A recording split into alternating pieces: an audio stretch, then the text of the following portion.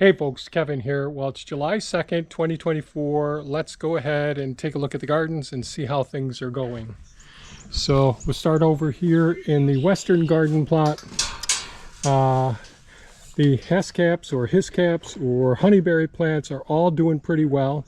We did go ahead and get the double ground hardwood bark mulch down on top of the sheet mulch material. I'll have more to say about the sheet mulch material in the future videos, but one of the things I would say with the hard rains and walking on it, if you've got a thin coat, it does perforate some of the paper sooner than I had hoped and all. But over here, the blueberries are doing pretty darn well. These ones are just starting to ripen now.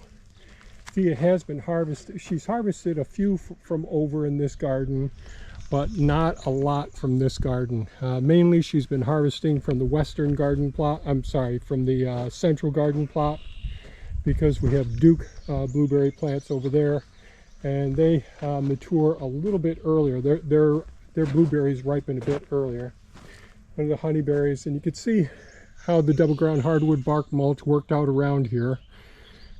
Pretty happy with that. We got to get the weed mats down and get the weeds up, all the purslane up from all the weed mats and all.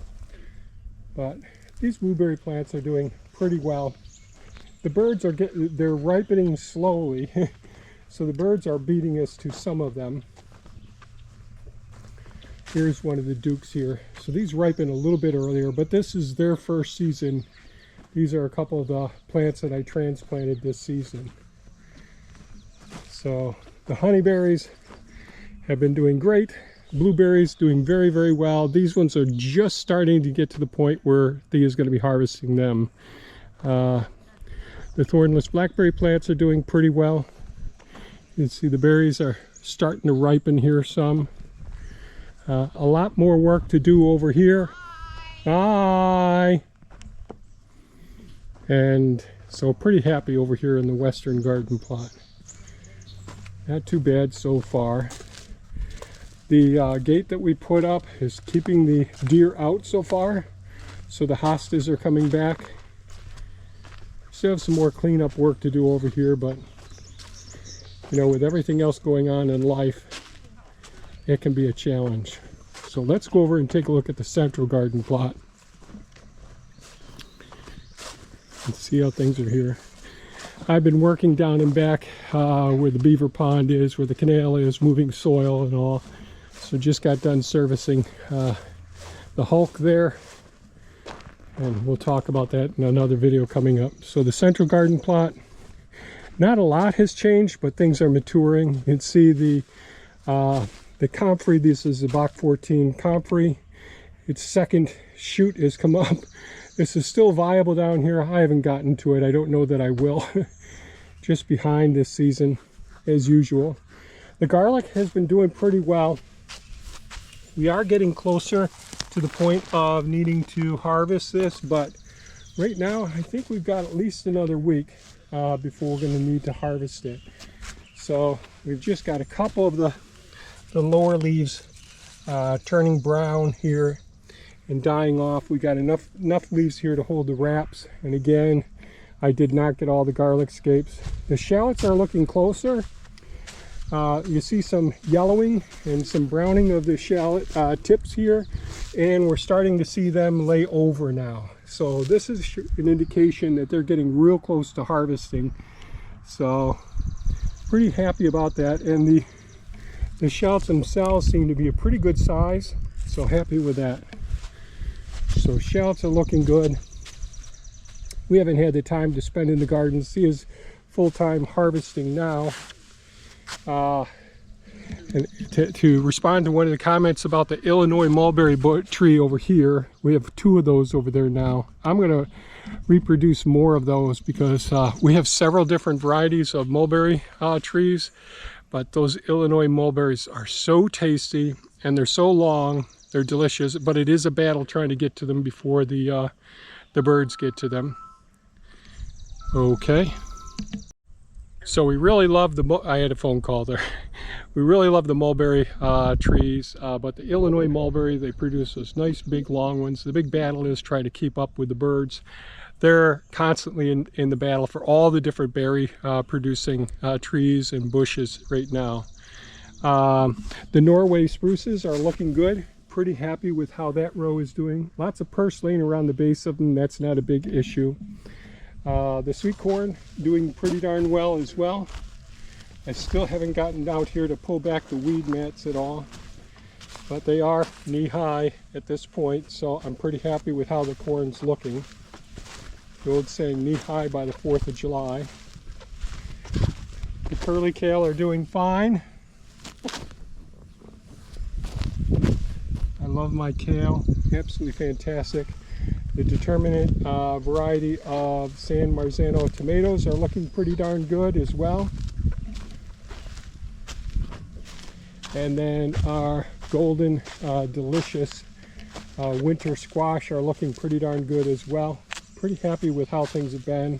These really got blown around a lot in the windstorms that we've had, but they're holding up. They're pretty hardy variety. There's sometimes in the real windstorms, these will kink, the vines will kink and snap, and haven't had much problem with pests. We do have the Japanese beetles on site right now, but we kept enough purslane around all the perimeters, and that's where I see them now. They're gathered around the purslane. Do we see them occasionally in the gardens? Yes, but not too bad. That's a Pennsylvania smartweed is a plant that they're really drawn to. Now let's get over to the eastern garden plot and see how, before that we'll take a look at the herb garden. Because sometimes I tend to forget this herb garden.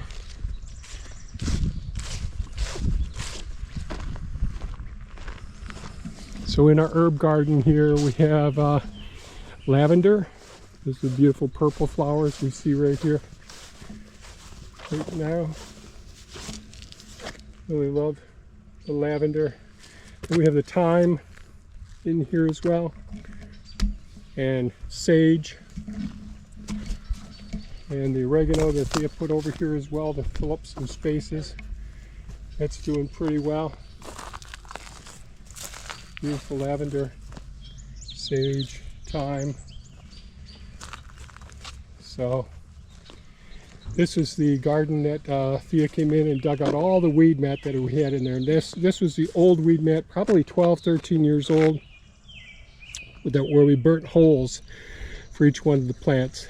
And that got to be an issue.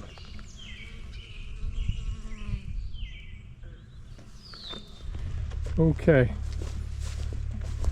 Let's have a look in the eastern garden plot here. And I also was able, so we had a little more of the paper roll sheet mulch material here. So here's the material here. And we had a lot of wood chips delivered. So I weed whacked around here, smoothed out the ground some. And most of the area has been sheet mulched in this garden bed here now. But there's a couple of spots that I didn't do in the aisle up here, and this I hadn't done, so I went ahead and did this. But I used the wood chips for this in the paths and all. And Thea did go ahead and replant some of the scarlet red runner beans. They did not sprout like we had hoped, and couldn't find any evidence of the beans, so I'm not sure what happened to them. Speak of the devil, Thea and her girlfriend going for a ride out back.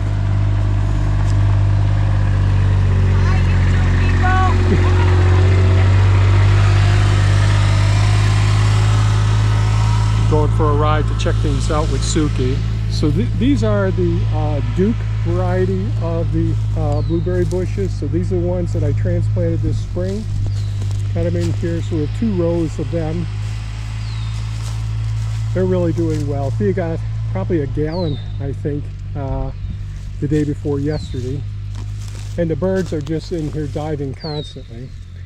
Our heritage red raspberry plants doing well. We have 2 rows of them. So next year these buggers will really take off and be full size. These ones got beat up when I took down some of the limbs and the windstorms. Everything got snapped over, but they're recovering beautifully. So pretty happy with that. Another row of the Duke variety of blueberry plants here. So they're doing great. And the honeyberries that are here, and of course I did not take out my old russet potatoes. There's a few in here. So the honeyberries are here. You can see where I did go ahead and lay down the paper mulch. We'll give you a report in a year's time what we think of the paper mulch, but I think it's got a possibility of being good. So we'll have to see. So the hiscaps or honeyberries, blueberries, heritage red raspberries, another row of blueberries, some bee balm here.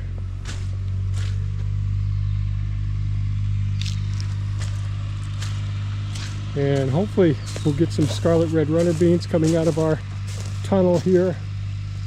I just love them.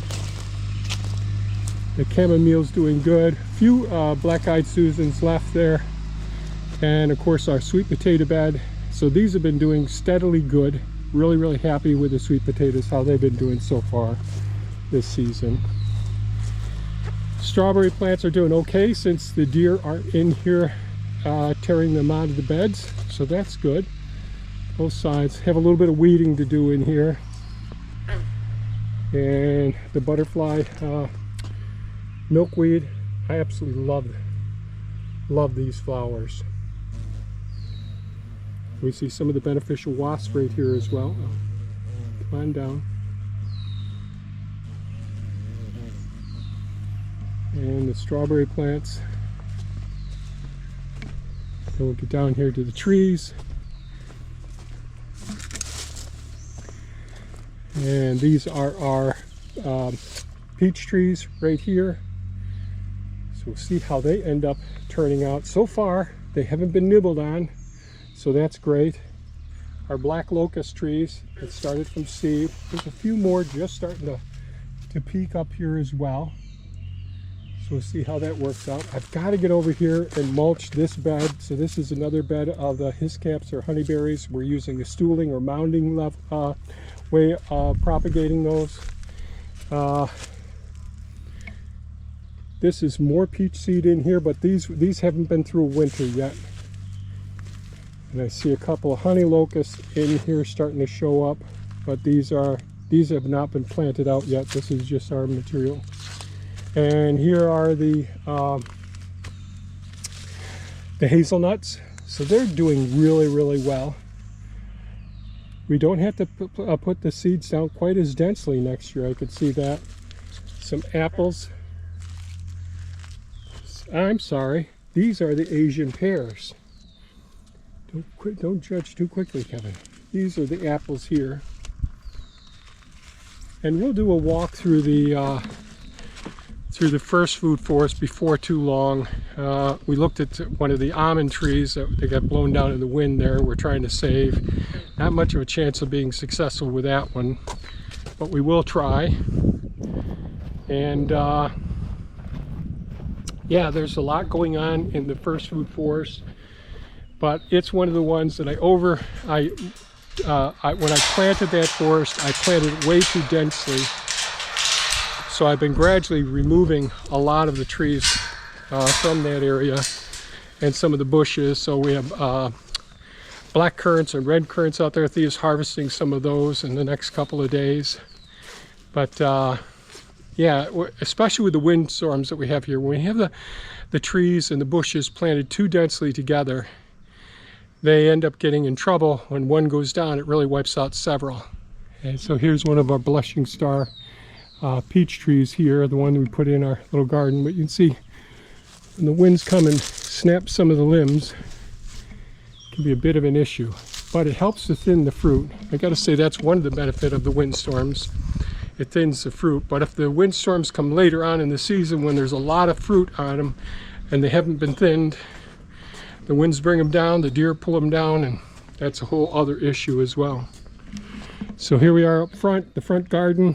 Thea takes care of this one pretty much by herself. I really don't do much with this. The hostas all along in here, the fiddlehead ferns, the sedum, the 3 different varieties of the Japanese maples here.